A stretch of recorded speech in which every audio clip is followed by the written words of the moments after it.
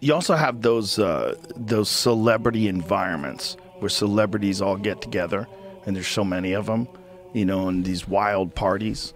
And if you got a wild party and P Diddy puts on that wild party, and you know he sets everybody up. Like if you were an intelligence agent, you know, like a Jeffrey Epstein type deal, that'd be the way to do it. Big old crazy party, get everybody loose, and get the cameras get them rolling. the yayo, get them the yayo, and everything else. Get them everything you need. Get fired up. Get those cameras rolling, and now you got everybody under wraps. I don't think it's only celebrities going to be shook. He had politicians in there.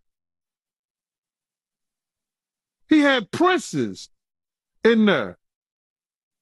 He also had a couple of preachers in there. You personally, you think they got tapes? Well, my personal opinion that if Lil Rob could be trusted and his statements are true, they got him. They got tapes and stuff. Now, if Diddy had tapes, the feds have them. That's a lot of blackmail. The real question is, what's the bigger story that they're trying to cover up with all this? Now, just imagine if they put all this effort into addressing all the trafficking and the illegal immigrants at the border. This was the beginning of 2020. You know what I mean? Diddy had put everybody else out the crib, like the influx of people he had put them out. But he had took a liking to me in particular around the time, man. It was really, you know what I mean, like putting his arm around me. Right. So he had put majority of the people out, but he allowed me to stay in there. Me and, you know, maybe about 15 others, you know. Right. Jay-Z and Beyonce being, you know, two of the other 15 people in the room. So that'll just put it into perspective of the type of company I was in. I heard that there's supposed to be some tapes or something that's coming out real soon. And I guess we'll all really know the truth if anything's on those tapes. Which is why the feds raided Diddy's home to gather and destroy evidence. I'm going to call it right now. The tapes will never be released, just like the Epstein list. Imagine being at a party with big names like Beyonce and Jay-Z, and things start getting a bit too close for comfort. Now, if I were an up-and-coming artist, it would be hard for me to make sense of the situation, and that was exactly what he was going through as well, especially with all the allegations coming about Diddy's behavior towards young artists that he shows a liking for. We all know what happened to Cassie and her relationship with Diddy, given the lawsuit she filed about the horrible things she had to go through. DaBaby said, "It was like the vibe went from party mode to, wait, what's happening here?" with just a handful of people left in the room. He then revealed that the party initially had a lot of people, but as the night started going into late hours, rumor has it that Puffy had the room cleared out with only a few hand-picked people, some of which included big names like Jay-Z and Beyonce. What happened next, behind the closed doors of Diddy's mansion, has yet to be revealed, but judging from DaBaby's shaky voice, it couldn't have been good. Fans also felt bad for him, with one person writing, "Damn, and DaBaby just admitted Diddy got him at one of his parties." Another added, "Diddy had DaBaby right where he wanted him." Now here's the thing. This whole Puffy getting a bit too cozy with DaBaby doesn't exactly come as a shocker to some of us who've been following the music scene closely. He's got a bit of a history when it comes to getting up close and personal with up-and-coming artists in the industry. Dave Chappelle, 50 Cent, and Cat Williams called it. But here's the real kicker. We got a glimpse of Combs' reaction to Young Miami, and she apparently did something that's gonna stick with him forever. There's even some leaked footage. Let me spill all the details. But first, let me introduce you to Gina Huyn, a model who used to date Puff and allegedly also faced much worse than what DaBaby went through. You've probably heard about Cassie filing a lawsuit against Diddy, but did you know she wasn't the only ex facing the repercussions of dating Diddy? He's got another ex, Gina Huyn, who is claiming some wild things that she went through during her relationship with Puffy.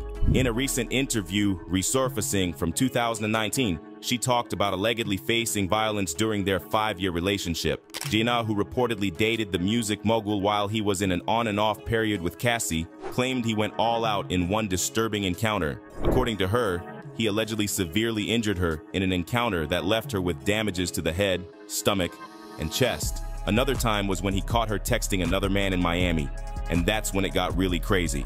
Let me set the scene. They were upstairs in walk-in closet. and he pushed her to the ground. Then she claims that he stood over her, punching the side of her head. She said she was just covering her face as he did that. Gina spilled more, claiming that he compared her to Cassie, calling her the bad one and Cassie the good one. She even said that everyone in Combs' circle allowed the alleged altercations to happen multiple times. Now, if you guys didn't know, Diddy, SA, and trafficked Cassie when they were in a relationship.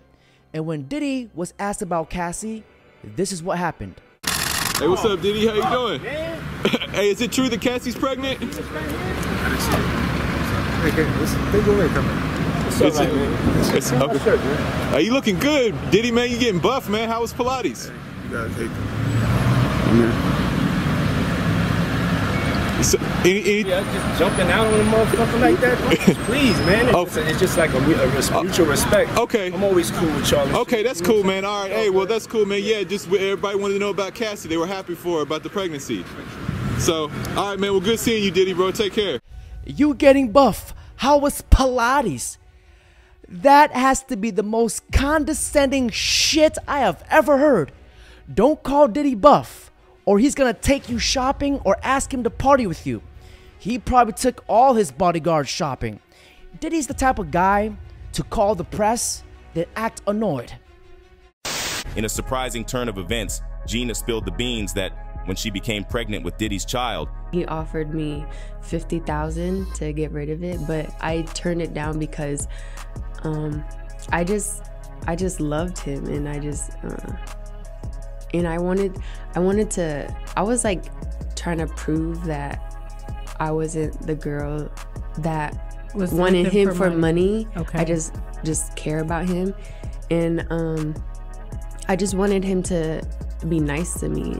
That's it. Gina disclosed having a second abortion from their relationship, and this bombshell interview is causing quite a stir, especially after Cassie accused Sean Combs of R and SA in a recent lawsuit. As of now, he hasn't publicly addressed Gina's claims, and it seems like he probably won't. There's not much he can say in his defense, so he'll likely let his lawyers handle the situation. She even said once, he was like mentally, emotionally, and physically abusing me. He would always compare me to Cassie and tell me that I'm the bad one and she's the good one. Everyone else just kind of just allowed it to happen and just like looked the other way. And this just goes to show you that these women love Diddy for the lifestyle he can provide, not the man. And ladies, let this be a lesson learned. When you see money and dollar signs, don't get blindsided when in reality, there's a goddamn freakazoid right in front of you. That's why there's a quote in the Bible, Timothy 6:10, for the love of money is the root of all evil. Now, you remember how I said there was a connection between Young and Gina? Well, things took a shady turn for Young Miami when rumors started circulating that she and Diddy were collaborating to cause trouble for Gina. Miami spilled the tea, revealing that he went from being cool for the first 3.5 years to turning into a downright mean guy. So while allegedly Miami was in it with him, she then realized that he had completely brainwashed her. Some even suggest that he included her and convinced her to be a part of all these dirty things so that if he ever got caught, she would be just as effed as him. Now, reports suggest Miami had enough of it. She has had enough of Puff controlling her narrative and pulling her down with him. Apparently, to put an end to all of it, she is now teaming up with 50 Cent for a documentary exposing his alleged actions. 50 Cent's production company confirmed they are working on a doc about the allegations against Combs, adding another layer to this unfolding saga. After this drama, people all over the world have had enough of Diddy. This man is a monster. Why isn't he locked up? What kind of world are we living in to allow this blatant to go on for years? But that isn't the end of it. Diddy's facing some serious heat, not just from the 4 women suing him for SA, but there's this whole other drama. Back in 2018, a former male escort named Jonathan AI spilled the beans in a police video, claiming he was a captive for Puff and his ex, Cassie Ventura. Wild, right? AI dropped some bombshell allegations during the interrogation, saying he had a thing with Combs and Cassie like 15 times, and supposedly there are tapes of these encounters. But nobody really knows what happened to Jonathan AI. Some say he might have passed away, but there's no solid info. There is no doubt in my mind that they had that male gigolo eliminated. He just knew too much inside information. Come on, guys, do the math. 2 + 2 is not potatoes. People don't realize this, brother. First and foremost, Puff has been dodging the legal system for years. Puff being, and this is documented, Puff being a CI for an FBI agent. They was taking some papers up to the FBI, so like when they was here in New York. They was taking paperwork up there and stuff like that. Don't know what it was, but later on found out that he was a CI. Crazy that Kanye has been saying it all along, but nobody believed him.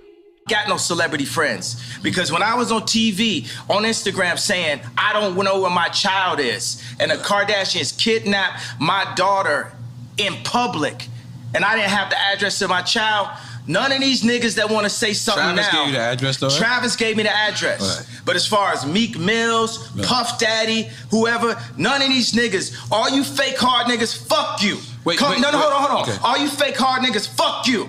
You know what I'm saying? I don't give a fuck because you can't shoot nobody anyway. And the reason why you got to talk is because you did a deal, you fucking fed. You know what I'm saying? That's why you got to come at me, because part of the deal for you to be able to do all that and get out of jail is that you promise that you're going to go pull my co-car. So y'all niggas shut the fuck up about me. Now let me say it calm. You niggas shut the fuck up about Michael. Right. I'm Michael now. Kanye talks like a man who really truly understands how the world works behind these shady curtains. And people were saying he lost his mind, Kanye has gone crazy. But as a matter of fact, he was telling you guys the truth all this time. You see, when they can't control you, they try to control how people see you. Andrew Tate, Russell Brand, just to name a few. You see where I'm going with this? Now, Primetime can't confirm this, but if Diddy was an FBI informant, it explains why he was giving a pass to wreak havoc, according to his producer's lawsuit. What Diddy wanted, Diddy got. I'm a savage! Oh! I'm a savage! Whatever I want, I'm going to get! Whatever I want, I have to get! All while he was cozying up to Hollywood figures like Harvey Weinstein and becoming a major voice in the Democratic Party with his vote or die campaigns for Kerry, Barack, Hillary, Biden, getting souls to the polls. For 2 decades, Diddy thought he was untouchable. And ladies and gentlemen, that's it for today's video. Don't forget to like, comment, subscribe.